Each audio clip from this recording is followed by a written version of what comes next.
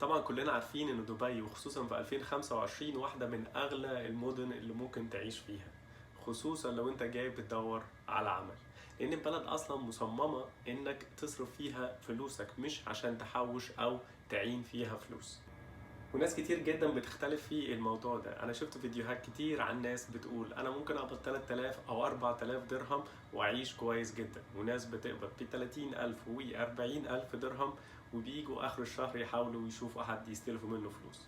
فانا النهارده قررت اشارك معاكم البانك ستيتمنت بتاعتي، هوريكم المصاريف اللي انا صرفتها خلال شهر من النهارده 17/9/2025. فخليني اوريكم انا صرفت قد ايه من 19/8 ل 19/9. واللي ما يعرفنيش او اول مره يشوف الفيديو دوت، انا شغال في مجال الفنادق بقالي 11 سنه وعايش في دبي بقالي 6 سنين. اسمي محمد عبد الهادي. فالفكره برضو اللي انا هوريه لكم هو مش داخل فيه مصاريف الايجار والديوه والانترنت، لان الفنادق او شغل الفنادق عموما بيغطي المصاريف الحاجات دي كلها. ودي تعتبر ميزه من مميزات الفنادق، اللي هم بيغطوا تكاليف السكن، تكاليف ديوه اللي هي الكهرباء والميه، وبعض الفنادق بتغطي الانترنت. مثلا اول فندق انا اشتغلت فيه هنا في دبي ما كانش بيغطي الانترنت، ولازم ندفع 50 درهم تقريبا زي فاوتشر. الفاوتشر ده تقدر تشغل بيه جهازين لو معاك لابتوب او معاك تليفون. وطبعا انت كل ما بتعلى في الفنادق كل ما المميزات بتزيد. وبرضه الفنادق بتغطي وجبات داخل العمل، وفي بعض الفنادق بتخلي فيه زي مطاعم موجودة في السكن اللي انت ساكن فيه. قبل ما نروح سريعا للبنك ستيتمنت ونشوف المصاريف اللي حصلت خلال الشهر اللي فات، خليني اقول لك 3 نقط سريعا او 3 نصايح لو انت جاي دبي في 2025 تدور على شغل. طبعا اول حاجه بديهيه هتكلم عليها هي السكن. اختار السكن الصح. اول حاجه طبعا ابعد عن السكن العشوائي والبارتيشن، لان مؤخرا حصل فيها مشاكل كتير جدا وناس كتير بقت من غير اي سكن. وحاول تختار سكن يكون قانوني في مناطق حيويه، وطبعا لازم يكون جنب المترو، ودي حاجة احنا على طول بنتكلم عليها في الفيديوهات. لان برضو هنا مهما انت خدت استوديو في اطراف المدينة هتلاقي وقت كتير جدا ضايع لما تيجي تروح اي انترفيو او حابب تنزل المدينة ذات نفسها، لان الوقت مع الباص حتى لو يكون في باص ستيشن جنب السكن ده، الباص ممكن ياخد زي ساعتين او ممكن ساعة ونص، والستوبس بيكون فيه كتير جدا، فهتضيع وقت علشان تروح وتيجي.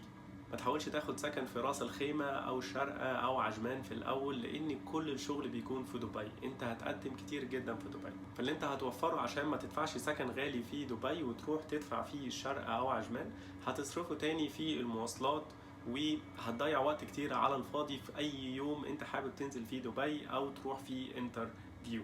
فلازم تحدد انت هتدور على شغل فين، وبتحاول تسكن في الامارة اللي موجود فيها الشغل او اللي يكون فيها مجالك. لو انت حابب قول لي الميزانيه بتاعتك قد ايه في الكومنت وانا هرشح لك المنطقه المناسبه. تاني نقطه طبعا كتير جدا اتكلموا عليها الا وهي المترو. انت مضطر ان انت تبقى ساكن جنب المترو علشان توفر في المواصلات وتوفر في الوقت. بلاش تروح للنول جولدن دلوقتي اللي هو كارت المترو اللي هي زي الفي اي بي، خليك في كارت السيلفر اللي هو العادي خالص، وحاول تسأل على الاشتراكات الاسبوعيه او لو بالشهر كمان، ودي بتوفر معاك جامد. لو انت جاي فعلا تدور على شغل ومش جاي سياحة، فانت لازم تحط خطة للكاش بتاعك. دي تالت نصيحة انا هقولها لك. من اول يوم حاول دايما تعمل اكلك في البيت، تقلل الدليفري، تقلل خروجك في الكافيهات. انت جاي في مهمة هنا الا وهي اللي انت تلاقي وظيفة. اكيد هتعرف ناس هنا وفي صحابك هنا بيخرجوا كل ويك اند مثلا، ما تتغرش وتحاول تروح معاهم وتصرف فلوسك معاهم. انت مهمتك هنا اللي انت تلاقي شغل. حاول بقدر الامكان تحط الخطة وتمشي عليها، واللي انت تقلل خروجك والكافيهات والدليفري. كل اسبوع راجع مصاريفك، ايه اللي انت كنت ممكن تكنسله، ايه اللي ممكن يتبدل، ايه اللي ممكن يكون ارخص وتغير. انا مش عايز اطول في الفيديو دوت لان في نصايح كتير جدا ممكن اشاركها معاكم. دلوقتي تعالوا نشوف البنك ستيتمنت ونشوف الغلطات اللي انا غلطتها وكنا ممكن نوفر ازاي. طيب زي ما انتم شايفين دي كده البنك ستيتمنت او الاكونت ستيتمنت بتاعي خلال شهر. هتشوفوا هنا من يوم 16/9/2025 واخر تاريخ هو 17/8/2025 زي ما انتم شايفين. انا بس كل اللي عملته اللي انا حولته لاكسل بدل البي دي اف عشان يبقى اسهل بس في التعامل ونبقى شايفين. تعالى نطلع تاني كده بسرعة نشوف اول حاجة. تمام، دي كانت امبارح. هنا في 15 درهم. الصراحة دي كانت كنافة، محدش يسألني ليه. هنا كان مطعم صيني، اعتقد اخدت زي وجبة مع رز. هنا في جولدن شي دبي، دي برضو مشكلة هنا. ده يوم 14/9. ان هنا الاسامي غير اسامي المحلات، يعني انا مش فاكر ايه بالظبط اللي هو جولدن ده. اعتقد والله اعلم كانت عشا برضو. تمام. ده فور سكوير، ده هنا 2 شاي 8 درهم.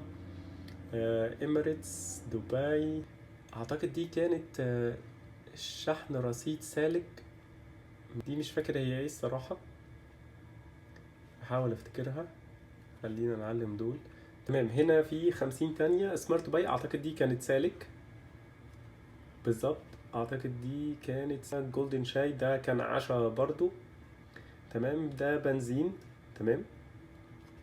هنا 100 درهم دي بنزين، ممكن نخلي البنزين باللون الاخضر عشان نعرف برضو احنا صرفنا كام.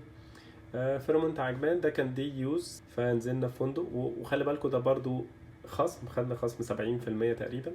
فده بعد الخصم عشان احنا شغالين في الفنادق، فبرضو دي ميزة من ميزات الفنادق اللي انت بتاخد خصم في الفنادق التانية. دي حاجة كنت شاريها قبل كده. طبعا تابي برنامج معروف هنا، بيقسم لك اي بيمنت على 4 دفعات وما بياخدش اي حاجة خالص. هي 64 درهم. الناس هتقول معيش 64 درهم. لا معايا، بس هي الفكرة انا بستخدمه عشان انت كل ما استخدمته اكتر وسددت في الميعاد بيفتح بيديك زي ليميت اعلى. تمام. فالفكرة ليه لا ما نستخدموش، وده بيكون زي كريدت كارد معاك على طول يعني. ده بيوند اكس، ده يوم 13 الساعة 7:30. مش فاكر الصراحة، بس الوقت ده ممكن يكون 10 برضو، نفس الفكرة.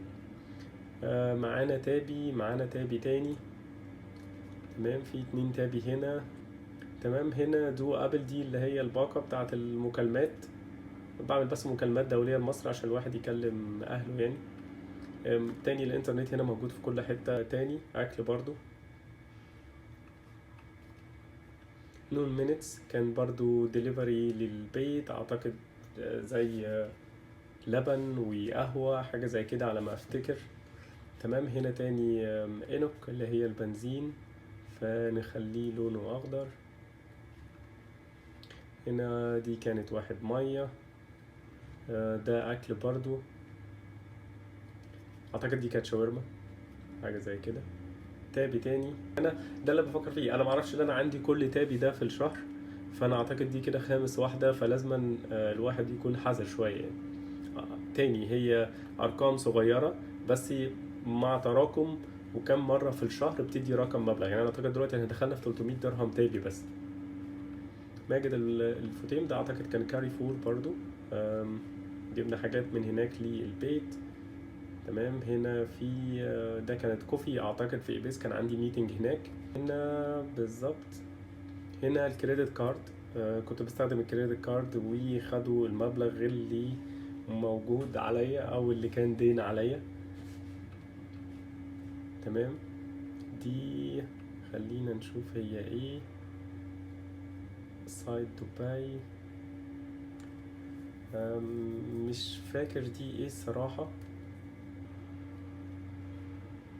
خلينا نشوف هنا all day PL دبي 9 درهم ممكن يكون. ده كان شحن برضو رصيد اعتقد.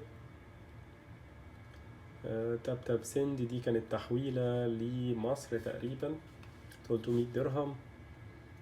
هنا الاكل برضو، هنا سوبر ماركت 72 درهم. ماشي. هنا سوبر تشوي برضو، ده كان اكل في دبي 22 درهم اعتقد. كنت انا وزميل ليا يعني خدنا شاي او حاجة زي كده. تاني هنا ده كان طلبات للبيت 100 درهم برضو.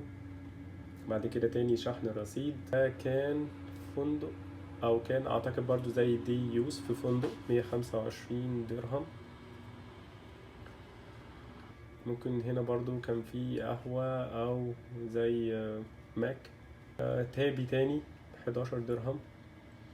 ده فيندنج ماشين اعتقد، جبت زي كوفي او حاجة اللي هي موجودة في الورك.